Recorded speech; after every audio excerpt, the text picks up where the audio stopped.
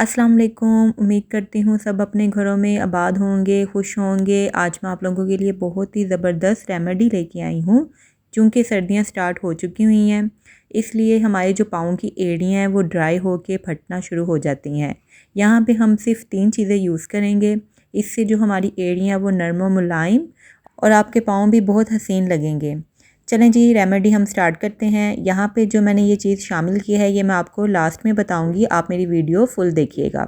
यहाँ पे मैंने सबसे पहले वैसलीन को जो है वो मैंने बाउल में निकाल लिया है। इसके बाद जी यहाँ पे मैंने शामिल किया है विटामिन ई के कैप्सूल।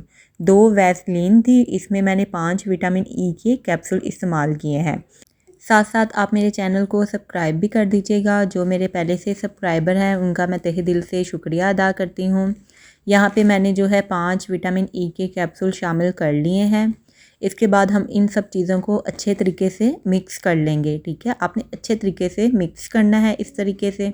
इसके बाद जी हम जो है रात को सोने से पहले एड़ियों पे इसे अप्लाई कर देंगे। 2 से 3 मिनट आपने मसाज करनी है, फिर आपने अपने पाँव पे लगाना है और सॉक्स पहन के सो जाना है।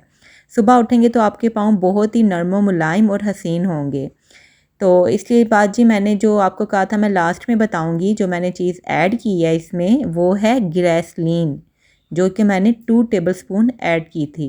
ग्लिसरीन को मैंने 2 टेबलस्पून ऐड किया है। ग्लिसरीन से क्या होता है कि जो हमारे पाँव की एड़ियों की डैमेज स्किन है वो रिमूव करके न्यू स्किन आती है।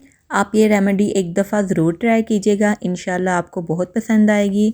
मुझे अपनी दुआओं में याद रखिएगा और कमेंट करके बताइएगा आपको मेरी वीडियो कैसी